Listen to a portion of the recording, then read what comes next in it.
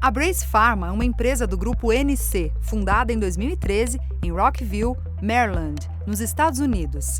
Totalmente voltada para inovação radical, inovação na terapia de doenças graves, como, por exemplo, investimentos em pesquisas na cura da hepatite B e no tratamento da displasia broncopulmonar em bebês prematuros.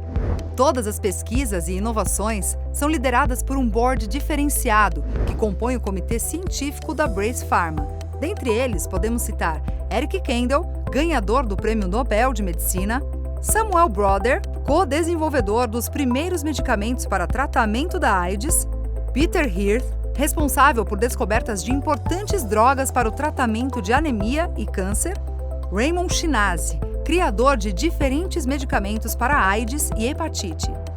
Em 2021, diretamente dos Estados Unidos, a Brace Pharma chega ao mercado brasileiro de prescrição médica, atuando nas áreas de cardiologia, ósteo e endocrinologia. Um laboratório premium que se destaca por oferecer serviços diferenciados para médicos e pacientes. Não é só sobre remédio, é sobre estarmos mais próximos das pessoas. É sobre escutarmos suas necessidades e trazermos uma conexão mais humana e menos técnica. É sobre haver mais troca, mais empatia. É a forma Brace de se relacionar.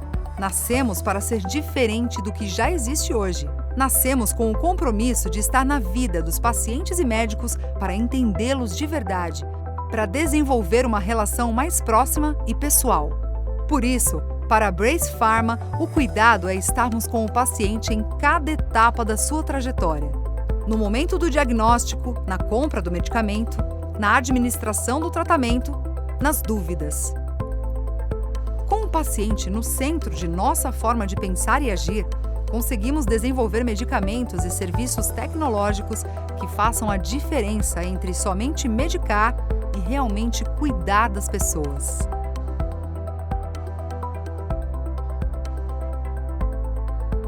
Brace Pharma, Embrace Care. Ok. Agora sim, né? Bom, eu quero de início agradecer ao convite.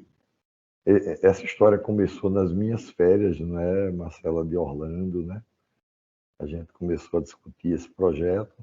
É muito bom que a gente tenha chegado a esse ponto de conclusão, quer dizer, de início dos trabalhos, né? E por isso eu gostaria muito de agradecer a vocês aqui da Brace, representada pela Marcela e pela Mariana, com quem eu tive muitos contatos. Mas aí eu estendo isso aí a toda a equipe, né? A gente também já trabalhou com o pessoal da Força de Venda através de um vídeo que circulou, né? Certamente a gente já tem assim outros envolvidos nesse projeto. Eu quero me apresentar antes de disponibilizar a minha aula. Eu não sei os colegas que estão aí, alguns talvez me conheçam, né? Eu não sei, eu olho aqui pelos nomes, talvez eu conheça muitos deles. Mas eu sou Marco Mota, eu moro em Maceió, eu hoje sou um professor aposentado, mas ainda muito envolvido com a minha instituição, que é o Centro Universitário SESMAC, onde a gente tem um centro de pesquisas, e esse centro de pesquisas ele tem desenvolvido muitos projetos, inclusive projetos audaciosos envolvendo a Brace, né? A gente tem um projeto muito legal com equipamento que é o Brace for Care. E eu não sou especialista nessa área, eu me defino assim como um desbravador. Quando a Mariana me apresentou, eu tremi aqui. Eu não sou especialista nessa área. Tem muitos colegas que fazem isso e fazem muito bem em todo o Brasil. Eu me considero nessa história como um desbravador, porque o estudo da rigidez arterial com metodologias mais adequadas à prática clínica, sim, eu tive esse início, eu tô nessa história.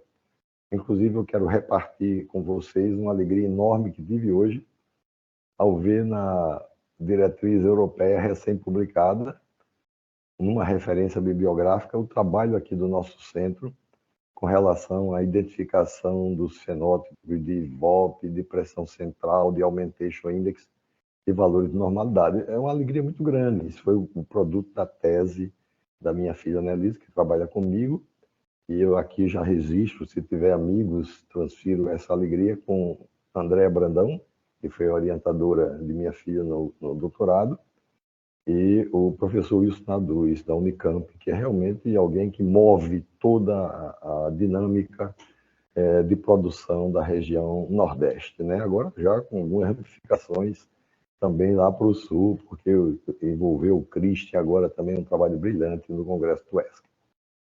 Então, eu vou agora compartilhar a minha tela e a gente vai dar início a essa atividade de hoje.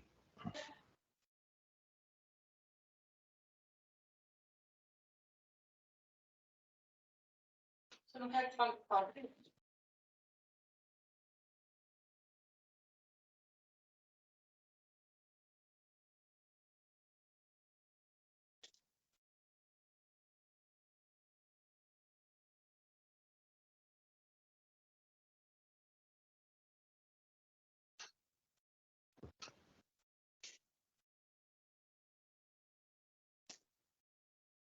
Acho que chegou aí o compartilhamento. Estamos vendo, doutor. Estamos vendo, né? Ok. Então, esse projeto chamado Conexão Médica VOP é uma tratativa para a gente entender um pouco a questão do envelhecimento vascular. Isso vai falar muito da nossa vida, dos nossos desafios para viver muito e viver bem. Esses são os meus conflitos de interesse. Não se assuste que eu trabalho muito com pesquisa hoje e tudo isso aqui é atividade realmente de pesquisa. O pano de fundo dessa apresentação, eu queria colocar para vocês, Marcela já colocou, é um treinamento de vocês convidados, chamado embaixadores, uma palavra muito interessante e digna, né? E a gente vai tratar desse assunto com o desenvolvimento de 3 distintos módulos. A primeira, que são informações sobre a fisiopatologia do envelhecer, seus mecanismos envolvidos. No segundo momento, as diferentes formas de avaliar esse envelhecimento. E, no final, casos clínicos para a gente enriquecer essa discussão. Inclusive, quando eu vou me colocar aqui junto com vocês, ao mesmo nível, né? Porque eu também estou nesse desafio de aprender a entender essas coisas que, para muitos, são novidades.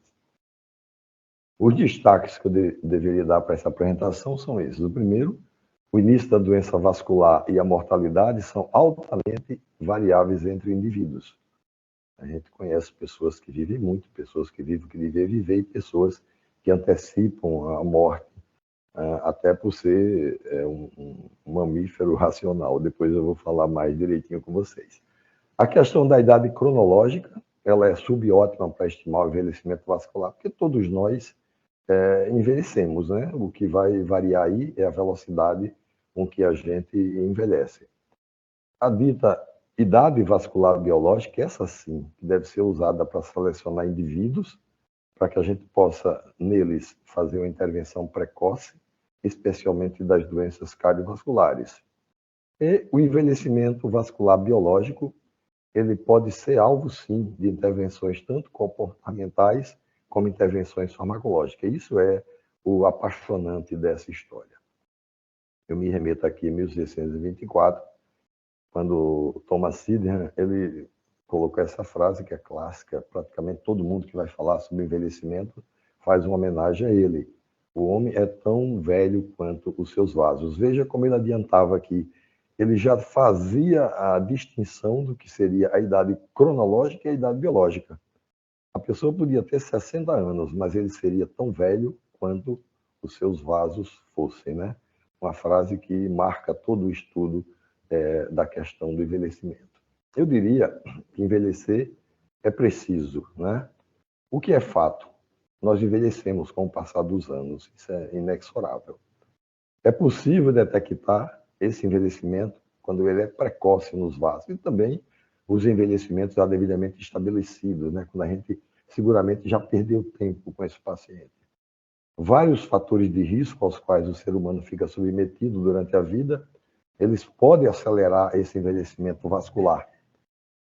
E, finalmente, eu diria que algumas doenças, especialmente a hipertensão, o diabetes, eles favorecem muito o envelhecimento, tornando os vasos mais enrijecidos. Se a gente pudesse apenas se concentrar em um slide para entender o que acontece com a gente, eu tinha a sensação antigamente, quando comecei a estudar cardiologia, que o coração seria o órgão mais importante. Não é. Importante, na verdade, são os vasos, especialmente os grandes vasos, os vasos tipo aorta, né? Onde a gente sabe que esse envelhecimento ele é bem mais entendível. Então, a gente fazendo esse corte, o vaso ele tem a sua túnica íntima, né? Onde o envelhecimento pode começar com o processo de aterosclerose, geralmente os processos oxidativos ligados a estresse, e aí também calcifica. E a gente costuma, às vezes, olhar a calcificação dessa outra camada aqui, a média, e falar em arteriosclerose. A aterosclerose, ela é endotelial. Toda doença aterosclerótica começa aqui na chamada camada íntima, ou na túnica íntima. A gente tem uma camada média e uma camada adventícia. E entre elas, você tem esse colchão, né? Que é de uma túnica média. A gente sabe que essa túnica média ela pode, com o decorrer dos anos, sofrer degradação, especialmente nesses colchões que amortece a movimentação dessa parede, que é composta basicamente de elastina, né? Essa elastina ela pode se desarrumar, como ela pode também se romper, desagregar, e ao nível dessas elastinas desagregadas surge colágeno, e isso mexe profundamente com a questão do funcionamento arterial. Aqui tem uma ideia clássica da hemodinâmica desse fantástico acoplamento ventrículo-aorta, né? A gente tem uma artéria totalmente jovem, uma artéria elástica, não importa a sua idade cronológica. Essa artéria é uma artéria boa, né? Pulsátil, que o coração, ao se contrair, manda sangue através da aorta, e há sempre guardado uma reserva diastólica que faz justamente o enchimento das artérias coronárias, que a gente sabe que enche na diástole. Então, você tem no jovem uma tendência a ter uma pressão sistólica pequena e uma pressão diastólica maior, que você precisa dessa movimentação arterial para poder manter um fluxo contínuo. Quando essa artéria vai ficando rígida, aí você inverte essa situação. Você tem uma pressão sistólica muito alta e um fluxo diastólico baixo, pequeno. É comum aquelas hipertensões do idoso, que você encontra 16/5, 16/4, né?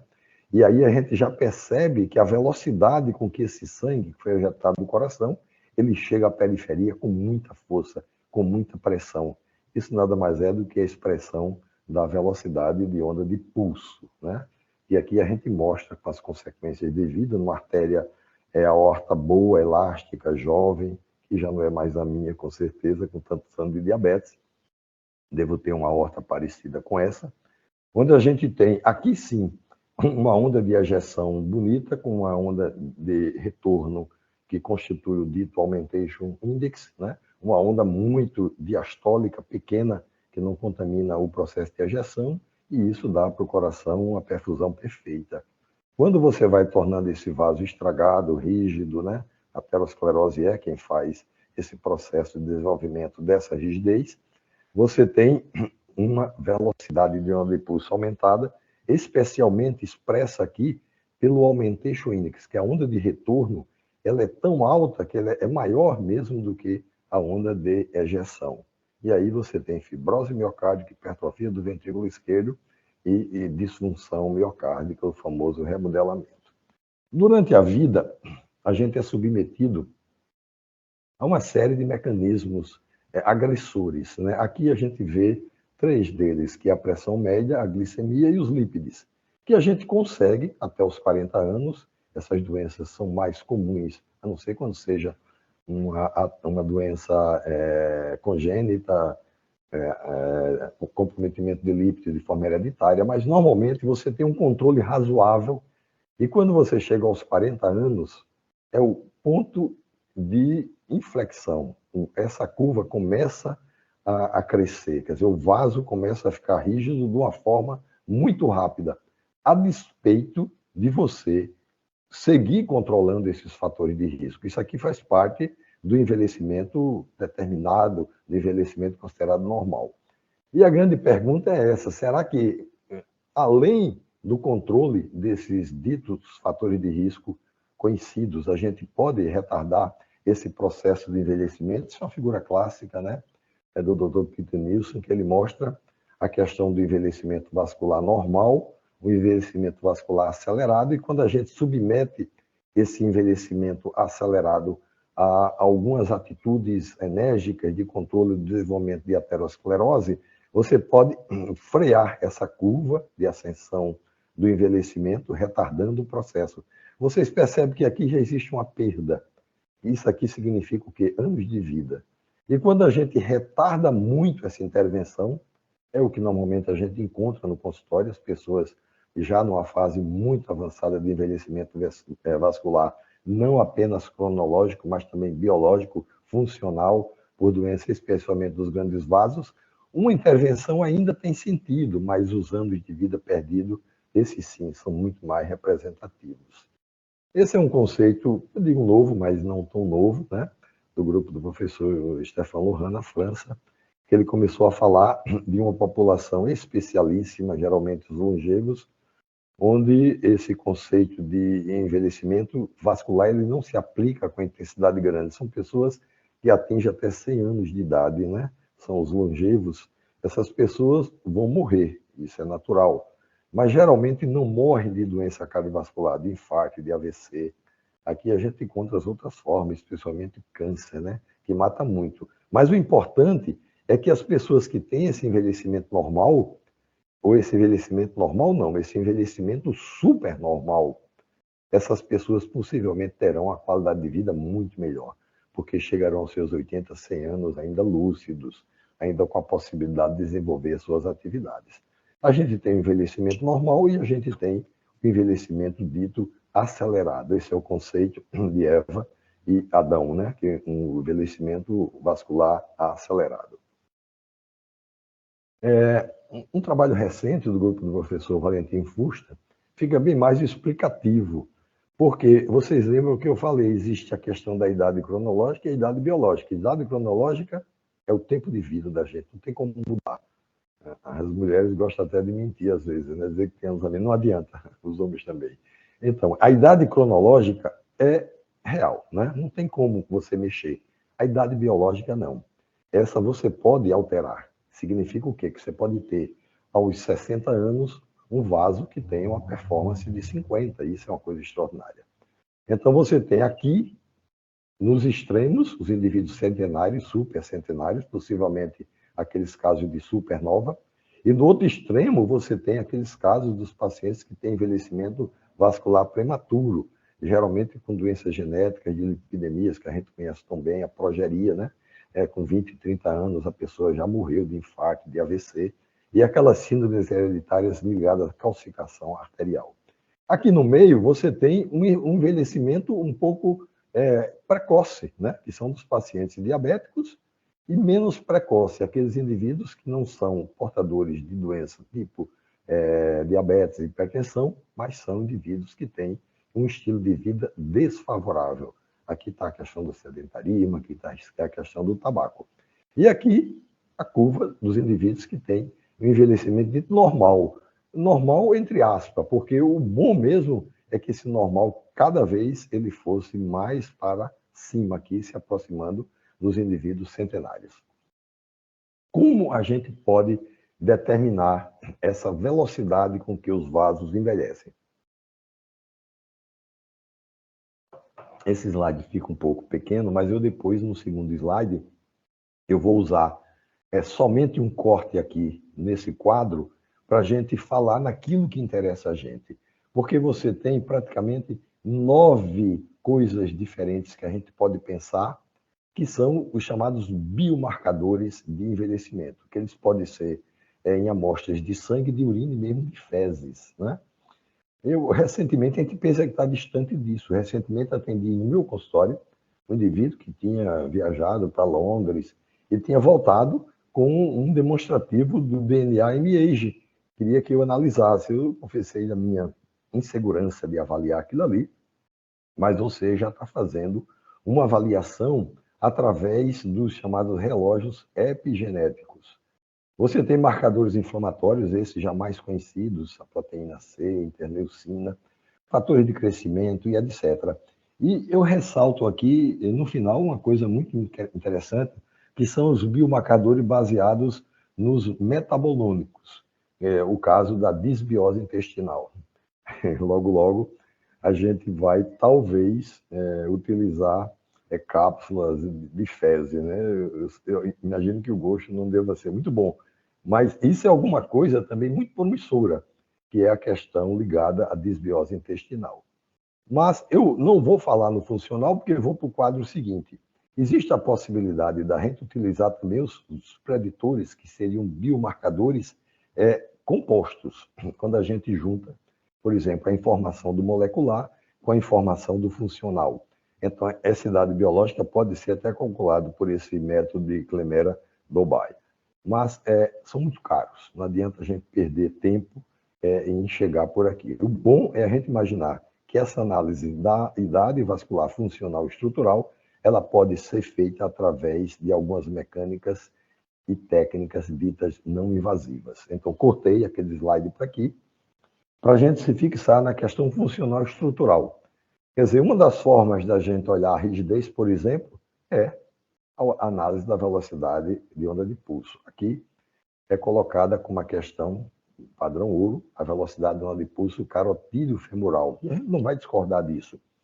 Só que, como eu disse, a ousadia da gente aqui no Brasil tem sido de buscar ferramentas que possam aproximar esse valor da velocidade de onda de pulso, que é colhido e dependente do observador, com equipamentos caros, mais voltado à questão das academias, valores que se assemelhem a essa questão da avaliação ouro, que seria do pulso carotídeo femoral.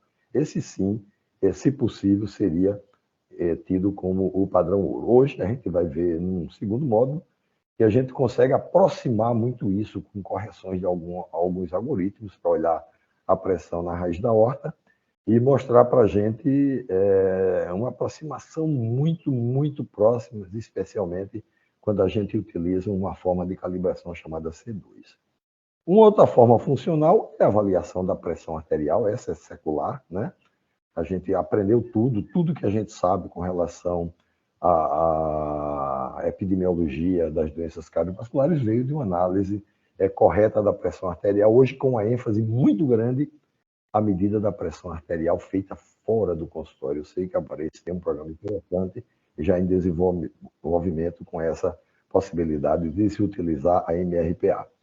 A análise da disfunção endotelial, isso aqui, eu digo até que ela pode antecipar a avaliação da velocidade de onda de pulso, porque, como a gente viu naquela figura que mostra o corte seccional da artéria, a aterosclerose começa pelo endotélio, e o endotélio pode ser avaliado de formas categóricas, especialmente pela chamada vasodilatação fluxo-mediada.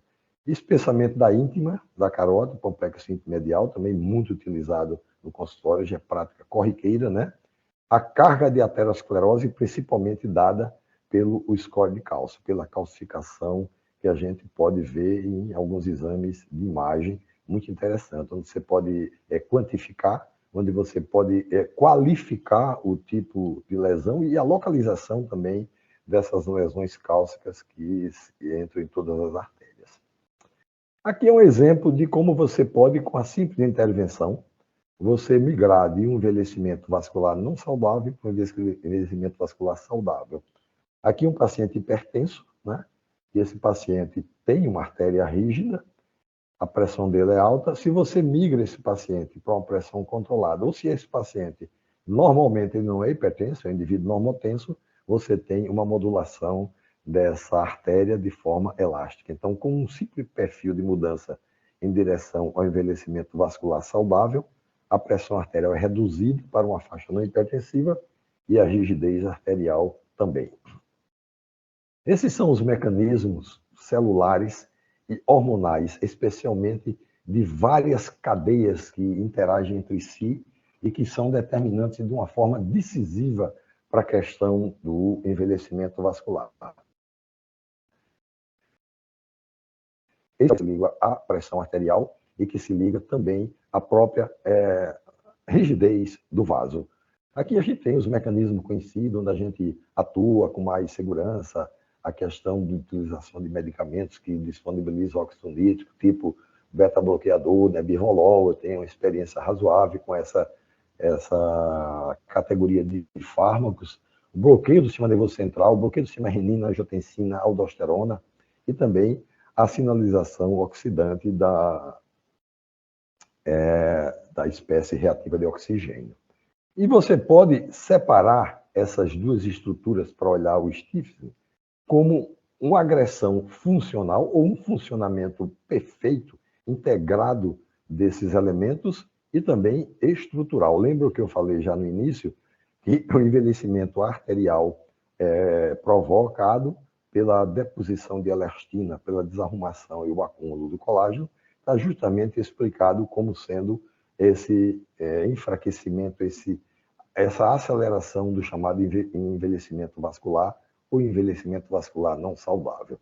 Os mecanismos que influem a modulação da pressão arterial e fatores como vasodilatação e vasoconstricção imune, ativação imune, inflamação, atividade nervosa, o que falamos já, estou apenas reforçando. E quando a gente olha a rigidez, é bom a gente ver essa questão que é modulada pelos componentes funcionais e estruturais e a formação de produtos finais de glicação avançada. Coloquei esse slide aqui, a gente vai ver na frente que muitos medicamentos e também estratégias que já conseguem dar para a gente um alento de intervenções, não só comportamentais, mas também farmacológicas, sobre a questão do envelhecimento. Aqui é um exemplo de uma medicação que é utilizada para o paciente que tem angina crônica, que é a trimetazidina. E nesse estudo aqui, a simples oxidação, ele inibe dos ácidos graxos, bloqueando seletivamente a acetylcoatiolase, é capaz de você desacelerar a rigidez arterial. Isso também, quando você olhou no mesmo grupo que tinha ciência cardíaca, você teve uma melhora da função endotelial. Se você melhora o endotélio, você está melhorando a primeira fase de aparecimento do envelhecimento, que é a aterosclerose. A pergunta que se faz é, será que podemos tratar o vaso retardando o seu envelhecimento? Né? Aqui é um exemplo que mostra bem as mulheres da nossa região Nordeste, né? Com a pele muito envelhecida. Às vezes, se você olhar uma mulher dessa, ela pode ter ainda 50, 60 anos de idade. Eu lembro de minha mãe, nordestina, que morreu com 63 anos e era, de fato, já uma velha. Né? Mas o que eu quero... Claro que se a gente puder também tratar essa mulher de uma forma integral, para que a pele, que é um prolongamento do sistema nervoso central, a gente possa... Não estou falando nessa intervenção, eu estou falando da intervenção que a gente possa fazer diferentemente dessa que agride as mulheres aqui, principalmente pelo sol da nossa região. Então, com relação ao envelhecimento vascular, se a gente trata a pressão e a rigidez, a gente viu lá, a gente pode impedir, eu diria que não. A gente não consegue. Esse envelhecimento ele é progressivo, mesmo nos casos de supernova, são mais lentos. A gente pode retardar, sim. Seguramente esse é o maior objetivo. A gente pode reverter? Pode. Mas lembra daquela figura. Quando você atua num vaso já muito doente, o reverter significa um ganho muito pequeno.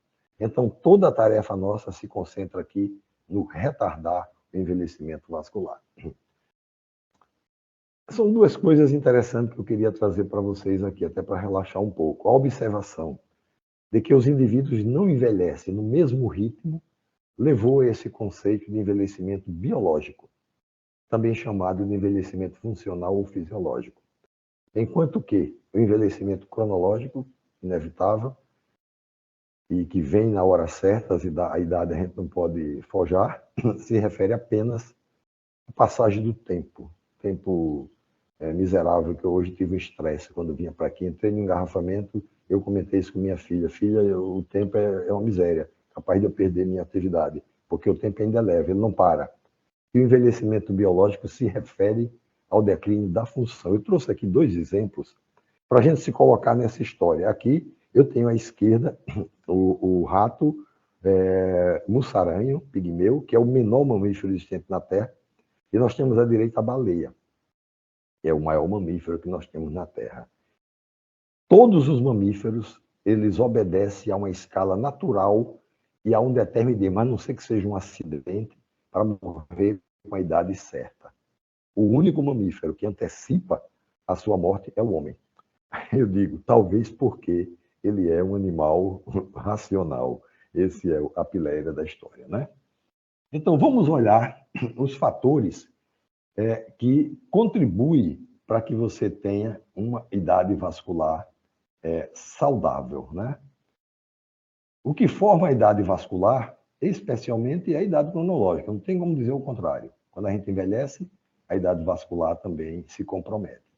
Mas nós temos algumas doenças aqui à esquerda, conhecidas da gente, como obesidade, diabetes, doença renal crônica, autoimune, dislipidemias familiares, síndrome de envelhecimento, e são condições que também contribuem para aumentar a agressão biológica e fazer com que o vaso envelheça fatalmente a sua biologia, a sua funcionalidade. Questões ligadas ao estilo de vida, a gente viu a questão do sal, né? Aquele exemplo do controle da hipertensão com o sal, diminuindo a rigidez, mas alta ingestão de carne, alta ingestão de sal, fumar, abuso de álcool, abuso de drogas, inatividade física, que seria melhor descrita assim, não atividade é saudável, quando não exagerada. A dúvida se algumas atividades isométricas seriam tão protetoras para os vasos, mas aí é outra discussão. Hábito de sono saudável, a gente tem trabalhado muito hoje com a questão do sono. Acabamos de ter, está presente aí, deve estar me assistindo, se não estiver comemorando, a professora Valéria, que acabou de defender na USP o seu doutorado, que foi justamente estudando as características do sono como uma possibilidade de envelhecimento. A higiene do sono entra, sim, nas diretrizes como um fator de risco importante. Álcool moderado, aqui é um aviso que depois a gente pode comentar isso. Eu não bebo só abstêmios, mas pequenas quantidades de álcool é discutível que seja saudável. O próprio ambiente, a poluição, o status socioeconômico, baixo nível, contribui para o envelhecimento vascular. A questão do histórico de doença cardiovascular, não tem como fugir dessa idade, né? A gente sabe que esse dado é um dado extremamente desfavorável, quando a gente encontra uma mulher antes dos 65 e um homem antes dos 55 para sua prole, com relação à doença arterial coronariana. E fatores psicológicos, olha aqui, o estresse crônico também, ele é um contributivo negativo para a proteção da idade vascular biológica. Aqui exemplificando, né, coisas que dependem do meio ambiente, né? A gente já falou, parar de fumar, beber com moderação, atividade física, baixa ingesta de sódio, padrões alimentares saudáveis, né? E uma dieta saudável, né? Que nem sempre a vida moderna permite. Eu mesmo, de vez em quando, como diabético, me surpreendo dia de domingo, pedindo alguma coisa assim desse tipo, mesmo sabendo que eu estou cometendo um absurdo. E a gente tem a questão também farmacológica. Eu já falei o exemplo do nebivolol, que é capaz de, pela produção de óxido nítrico, ele proteger o endotélio. E falei também um exemplo pequeno já, da trimetazidina, que, claro, merece outros estudos confirmatórios, mas é capaz, pela atuação molecular também, de fazer uma atuação definitiva. Aqui a gente tem, já com comprovação forte, a rapamicina nas pessoas transplantadas, a metformina, essa medicação extraordinária, surge de todas as classes, mas todo mundo continua ainda tomando, a metformina vai ficando agregada, porque de fato ela aumenta a vida saudável. Os resveratrol, os percussores da NAD e as estatinas, comprovadamente, né, uma redução da velocidade de progressão da placa aterosclerótica. A gente não fala em redução, mas em desaceleração da evolução da placa. A gente viu muito isso, no caso com a rosuvastatina, o estudo Meteor nos ensinou muito. Aspirina, drogas antihipertensivas, a gente sabe a ação extraordinária dos BRA, dos IECA, né? Dos beta-bloqueadores que eu acabo de falar nele, né? Até mesmo os bloqueadores de canais de cálcio, pela ação periférica vasodilatadora, também influencia muito. E sinto aqui a necessidade de comentar a questão dos probióticos, que eu já uso, viu? Eu acredito muito nisso. Isso daqui vai ser, talvez, a medicina do futuro, né? Ainda temos muito que aprender com isso, mas eu acho que os probióticos vão também num caminho importante para a gente ter uma proteção dos nossos biomas. Aqui nós temos as intervenções de tratamento, está pequenininha, mas eu ainda consigo ver aqui atividade física, restrição calórica, jejum e o ritmo. Eu vou postar desculpe aqui, um óculos que acabei de mandar fazer só para essa aula. Alimentos saudáveis, padrão alimentar, baixa ingesta de sódio. Então, a gente já comentou muito sobre praticamente tudo isso, mas eu quero lembrar que você tem, em qualquer atitude que você toma, atividade física, você tem efeito benéfico, mas você tem efeitos colaterais e maléficos, né? Excesso de exercício em idoso, né? Pode aumentar o risco de mortalidade. Eu não sei se vocês lembram, um trabalho, acho que foi em Amsterdã, foi em Copenhague, não sei bem, onde você separou as categorias de indivíduos sedentários e ativos. Sedentário morreu mais de doença cardiovascular, de infarto, de AVC. Mas quando pegou o ativo e separou em 3 categorias, medianamente ativo, pouco ativo e muito ativo, o extremo ficou como de maior morte cardiovascular, aquele que era muito ativo. Hoje corre no Brasil aí um cidadão, 40 e poucos anos, que morreu tentando se superar numa maratona de 42 quilômetros, quando ele só andava 21. A restrição calórica, eu lembro aqui que ela pode implicar também numa perda de massa magra, especialmente nos idosos, né? Como também é o caso do jejum prolongado, que pode dar fadiga, pode dar fraqueza, dor de cabeça. E a baixa ingestão de sódio, cada vez a gente vê mais. O possível impacto negativo no perfil lipídico, aumento de renina, queixas ortostáticas, a gente vê muito nas hiponatremia, especialmente em pacientes idosos com hipotensão postural, queda, etc. As intervenções do tratamento, que nós falamos já en passant em todas elas, rapamicina e os análogos, metformina, resveratrol e os NAD percussores. Os efeitos benéficos têm uma boa comprovação já feitas em humano, né? A gente olha aqui e já vale a pena você afirmar que alguns medicamentos são capazes de retardar esse processo. Mas existem os efeitos colaterais, né?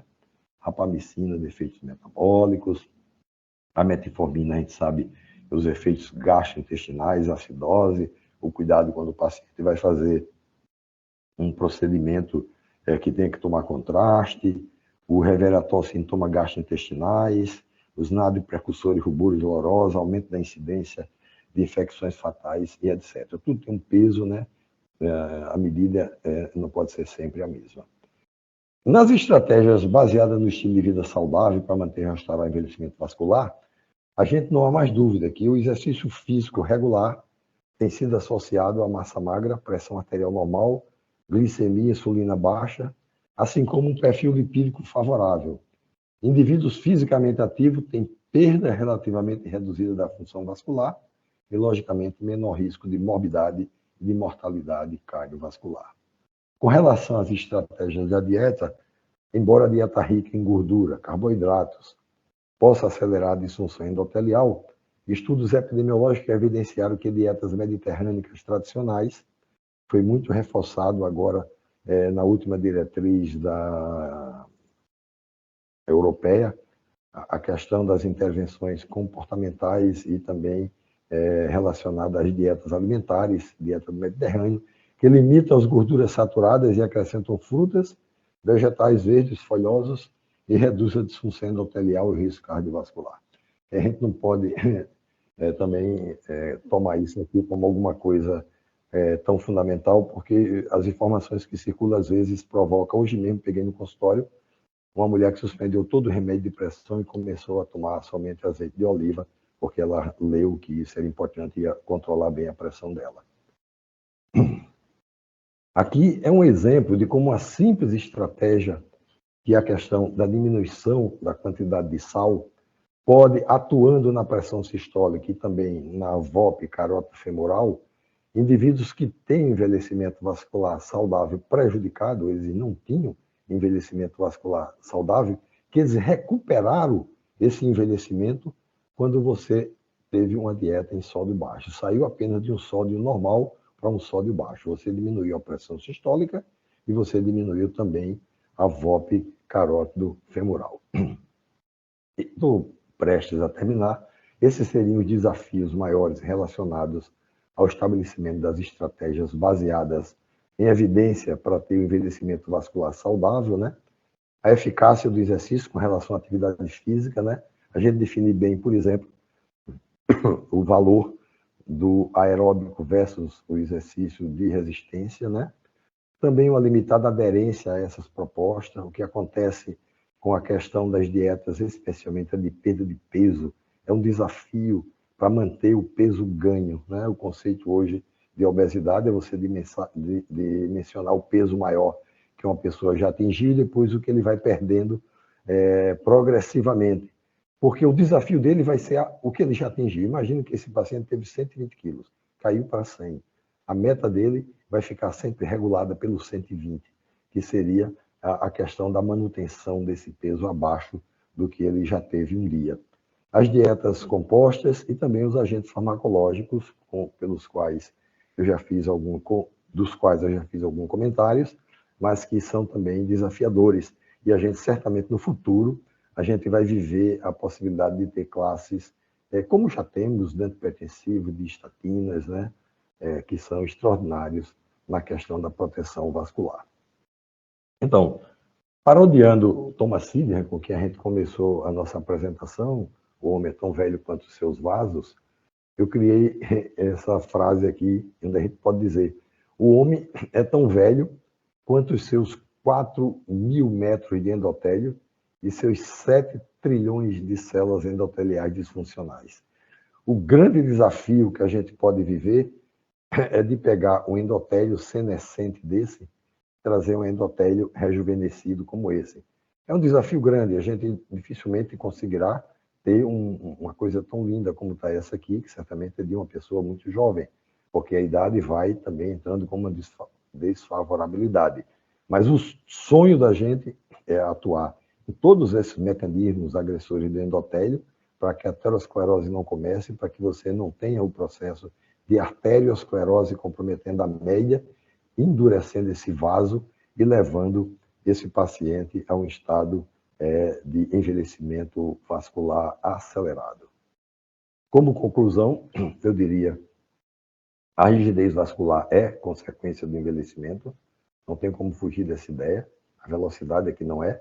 Nem sempre essa rigidez está relacionada à idade biológica, isso tem que ficar bem claro. Métodos capazes de detectar o envelhecimento precoce já estão disponíveis em pesquisas e na prática clínica, que, aliás, esse será o assunto que nós vamos tratar no próximo módulo. Como é que a gente pode avaliar na prática clínica, de uma forma já elegante, a questão desse envelhecimento precoce. Estratégias que vão além das mudanças no estilo de vida já começam a ser disponibilizadas, como vimos, inclusive as estratégias medicamentosas. E a detecção precoce da rigidez parece ser um caminho desafiador e estimulante a ser perseguido por todos. Se você me perguntar se detectar VOP é uma detecção precoce, eu acredito que não. Precoce é você já detectar a lesão endotelial, talvez pela vasodilatação fluxo-mediada. Quando a gente pega um indivíduo que já tem uma VOP acima, por exemplo, de 10 metros por segundo, a gente já perdeu todo o tempo com ele. Claro que se eu lutar para reduzir 1 metro por segundo, eu vou melhorar 15% o desfecho. Mas o bom é a gente passar a trabalhar com VOP de acordo com o sexo, de acordo com a idade, como a gente vai falar na próxima apresentação. Eu encerraria com essa frase, no entanto, o que está claro é que as intervenções anti-envelhecimento devem se concentrar em estender o tempo de saúde, em vez de simplesmente prolongar o tempo de vida, né? Eu não quero envelhecer, por exemplo, sem saber quem sou e sem conhecer as pessoas com quem vivo. Eu não quero, posso até envelhecer sem essa atividade toda aqui de descer uma escada com essa elegância, mas esse é que é o objetivo, envelhecer com saúde. Então eu quero agradecer aos meus colegas que ficaram atentos aí depois de um dia de trabalho a essa minha primeira apresentação. Vou abrir aqui, compartilhando, porque possivelmente a gente pode se dispor a discutir com vocês algumas das coisas que aqui foram colocadas.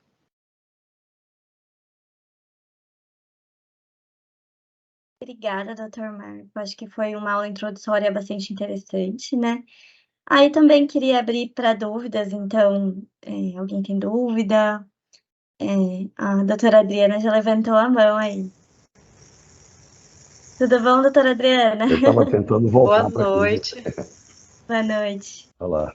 Boa noite, doutor Marco Bota. Consegue me Como vai, ouvir? Adriana? Sim. Claro, muito bem. Primeiramente, eu queria agradecer por essa aula. É sempre brilhante. Eu tenho uma grande admiração pelo senhor, pelo tudo que produz em termos de pesquisa, né? Eu sou cardiologista aqui de Goiânia, trabalho com Weimar aqui na Liga de Hipertensão. Então, eu também já tenho trabalhado, né, estudado sobre esse método desde que eu entrei também no mestrado. Eu vi que nas próximas aulas vai ser comentado, né, sobre a prática clínica, mas eu acho que a minha ansiedade e incômodo, assim, em relação às situações que eu vejo no meu dia a dia, me fez levantar essa pergunta, né, já antecipando um pouquinho do que vai ser dito, né, nos próximos capítulos. E eu queria saber a sua opinião. Porque, assim, dentro da análise, né, da velocidade da onda de pulso, na prática do meu consultório, um grande benefício que eu vejo realmente é nessa questão de reestratificar, né, o risco dos pacientes, principalmente quando a gente avalia que tem a VOP maior ou igual a 10 metros por segundo, que aí, no meu entendimento, esse paciente já teria, então, uma lesão de órgão-alvo e seria reclassificado para um paciente de alto risco, né, com um tratamento mais agressivo e mudanças das metas. Depois da publicação, né, do artigo, né, feito pela sua equipe, da Annelise, um artigo brilhante que também tive a oportunidade de ler, tem sido utilizado pelo consenso, né, de especialistas aquele ponto de corte do percentil 75, que seria, então, um definidor, no meu entendimento, de envelhecimento vascular acelerado. Quando você, na sua prática, pega um paciente que não tem a lesão de órgão-alvo, mas já tem a VOP, além do percentil 75, você também já reestratificaria ele para um risco superior? E como que seria a sua conduta em termos desse paciente? Olha, Adriana, agradeço muito a sua entrada aí com essa observação. Quero até dizer que domingo eu li mais de uma vez o artigo que você escreveu sobre envelhecimento vascular. Lindo, nós somos seus parceiros lá, junto com a Annelise. É muito profundo, você fez uma revisão extraordinária, né? Quero dizer também do carinho que eu tenho por vocês, todos aí, né? De Goiânia, meu amigo Weimar, etc. Veja, primeiro, você me pergunta como a gente pode utilizar um valor que está abaixo do valor onde a gente já tem estabelecido um prognóstico, né? Aquele ponto de corte que você lembra já foi de 12 metros por segundo. Na sexta diretriz a gente lançou ele como 12 metros por segundo.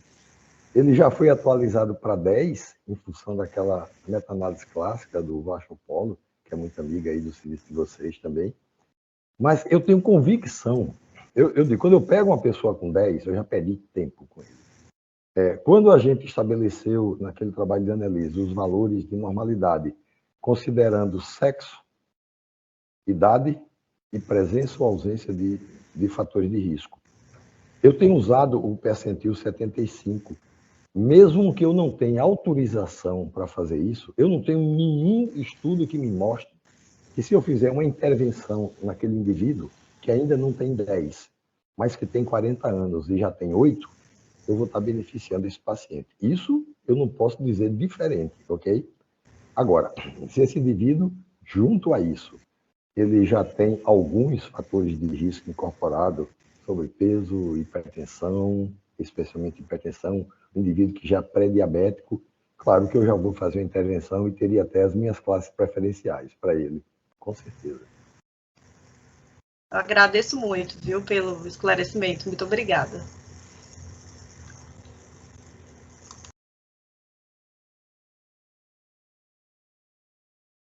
Oi, estão me ouvindo? Olá, doutor Felipe. Sim, doutor. Sim. Tá. Primeiro, meu nome é Felício Savioli, eu sou responsável pela cardiogeriatria do Dante Pazzanese. Eu queria primeiro cumprimentar a brilhante apresentação.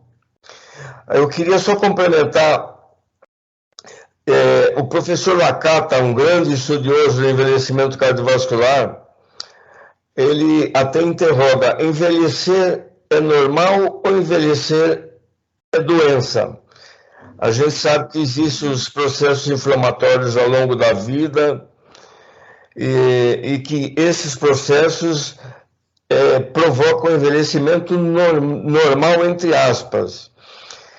E eu queria saber de você, o que você acha da gente usar rigidez arterial? A gente está tentando colocar no Heart Team de válvula para a gente triar o melhor paciente para colocar um implante de TAV. Você acha interessante um estudo desse tipo? Olha, eu não só acho interessante, como eu já fui instigado para fazer um estudo com essa população, a convite do seu amigo, o professor Jário Borges. Ele já fez um contato comigo no sentido da gente estudar essa possibilidade. Porque, na verdade, uma TAV, você vai colocá-la em um vaso onde você teria que ter uma ideia de como esse vaso, de quão esse vaso ainda é elástico, de quão ele vai suportar aquela movimentação ou mesmo a intervenção. Já existe algumas coisas em andamento. Eu não progredi com isso, professor Felício. Eu quero agradecer a sua intervenção, mas eu não progredi ainda com isso. Sabe por quê, Marco? Eu acho muito interessante. No Heart Team de válvula, o pessoal coloca a foto da paciente, mostra a angiotomo cheio de calcificação, e aí coloca a idade biológica. E, na verdade, é o que você falou, a idade vascular. Será que a gente não vai conseguir drenar ou triar melhor o paciente para a colocação da trave, tendo essa ferramenta em mãos? A gente vai começar a implantar isso agora lá na instituição. É muito legal. Eu gostaria daqui de longe acompanhar, e se pensar em algum estudo que a gente possa interagir, eu estou aqui aberto à disposição, viu? Nós temos tecnologia para isso. Nós estamos trabalhando não apenas com a medida triplo tiro dos parâmetros centrais, VOP, aumentation e pressão sistólica central. O foco nosso tem sido muito aqui em pesquisa e estudar com mapa e pressão central de 24 horas. Inclusive, essas contribuições que a Adriana falou agora foram mais nesse sentido. A gente está dentro de um consórcio internacional onde a gente colabora com essa informação, porque tem aí uma novidade. É o estudo do sono. Olha, a gente tem aprendido coisas assim que são fantásticas. Eu vou dar só um spoiler aqui do que a gente pode ter aprendido. A pressão central parece que ela não dorme no sono. Ela não faz aquele mergulho que a gente está acostumado a ver com a pressão periférica, o Dipper, né? De 10 a 20 milímetros. A pressão central não faz isso. E nem tampouco ela é regulada pela frequência cardíaca. Parece como que a gente tenha uma pressão para tomar conta do coração, dos rins, do cérebro, e uma pressão para tomar conta dos braços e das pernas, que a gente pode dormir e não vai acontecer nada com eles. Isso é muito interessante. E você sabe, desculpe só, está tomando tempo, um conterrâneo seu que deve estar assistindo, está fazendo uma tese lá conosco, exatamente isso, mapa, rigidez arterial e queda. O doutor Anderson, que provavelmente está voltando para Maceió o ano que vem. Será sempre bem-vindo. Estou por aqui, se Deus quiser, ano que vem estou de volta. Anderson, um grande abraço para você. Um abraço, doutor. Bom, pessoal, acho que é isso, né? Se alguém tiver mais alguma dúvida e quiser passar para a gente depois, a gente vai estar em contato com o Dr. Marco aí um tempo, até pelo menos 3 semanas aí, falando um pouquinho da conexão médica VOP.